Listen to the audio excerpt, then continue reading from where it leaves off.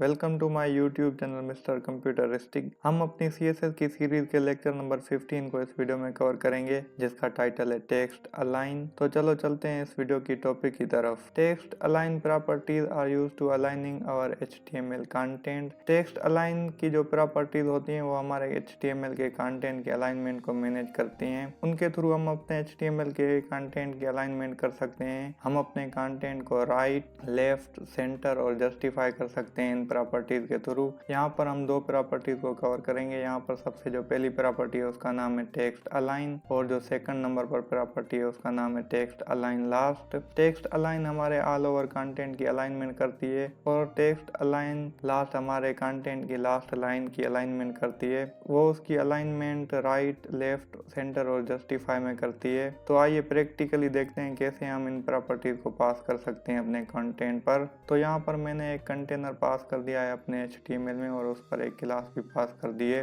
Container नाम से। तो इसको टारगेट करते हैं अपनी CSS में। मैं यहाँ पर इंटरनल CSS पास कर देता हूँ, और यहाँ पर अपनी कंटेनर क्लास को टारगेट करते हैं। यहाँ पर मैं इसको बॉर्डर दे देता हूँ, जैसे 4 पिक्सल, सॉलिड ब्लैक, और यहाँ पर पेडिंग भी दे देते हैं इसको 30 पिक्सल। विड्थ दे देते हैं हम अपने कंटेनर को, मैं यहाँ पर 70% दे देता हूँ, और मार्जिन भी दे देते हैं अपने कंटेनर को मैं यहाँ पर 40 पिक्सल टॉप और बॉटम से, और लेफ्ट और राइट से ऑटो कर देता हूँ। कंट्रोल S से मैंने अपने पेज को सेव किया, और यहाँ पर मैं इसको रिलोड करता हूँ। ये देखिए हमारे जो कंटेनर है उस पर यहाँ पर स्टाइलिंग आ चुकी है। अब हम इस कंटेंट की अलाइनमेंट करके देखते हैं। यहाँ पर जो इसकी डिफॉल्ट वैल्यू होती है वो लेफ्ट होती है। यहाँ पर ये जो हमारा कंटेंट है वो लेफ्ट से आ रहा है। तो यहाँ पर अब हम अपनी प्रॉपर्टी टेक्स्ट अलाइन को पास कर देते हैं। मैं यहाँ पर लिख देता हूँ टेक्स्ट अलाइन।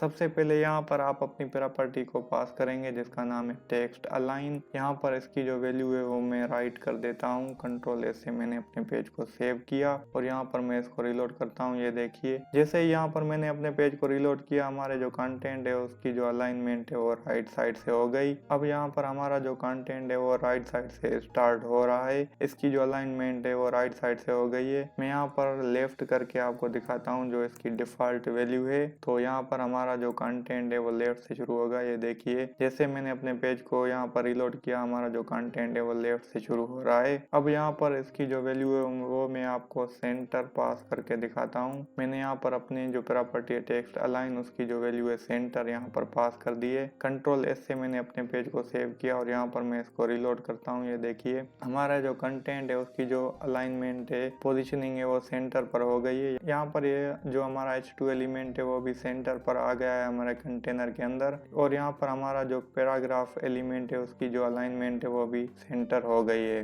तो इस तरीके से इन वैल्यूज को आप पास कर सकते हैं। मैंने इसकी जो वैल्यू है अब यहाँ पर जस्टिफाई पास कर दिए। जस्टिफाई हमारे कंटेंट की जो अलाइनमेंट है वो दोनों साइडों से इक्वल करती है। जैसे हमारे मैगजीन्स होते हैं या जैसे हमारी न्यूज़पेपर्स होती हैं। तो यहाँ पर मैं अपने कंटेंट को कुछ बढ़ा देता हूँ। कंट्रोल S से मैंने अपने पेज को सेव किया, और यहाँ पर मैं इसको रिलोड करता हूँ। ये देखिए हमारे जो कंटेंट की अलाइनमेंट है वो जस्टिफाई हो गई है, बिल्कुल इक्वल हो गई। यहाँ पर आप लेफ्ट से देखें और यहाँ पर आप राइट से देखें तो इसकी जो अलाइनमेंट है वो दोनों साइडों से इक्वल हो गई है, जस्टिफाई हो गई है। मैं यहाँ पर थोड़ा कंटेंट और आपको बढ़ा कर दिखाता हूँ। कंट्रोल S से मैंने अपने पेज को सेव किया, और यहाँ पर मैं इसको रिलोड करता हूँ। ये देखिए इसकी जो अलाइनमेंट है वो बिल्कुल जस्टिफाइड है, दोनों साइडों से इक्वल है। तो इस तरीके से आप इन प्रॉपर्टीज को पास कर सकते हैं अपने CSS में। यहाँ पर सेकंड नंबर पर प्रॉपर्टी जो हम देखने वाले थे उसका नाम है टेक्स्ट अलाइन लास्ट। ये हमारे कंटेंट की लास्ट लाइन की अलाइनमेंट करती है। जैसे यहाँ पर ये लास्ट लाइन है तो इसकी भी हम अलाइनमेंट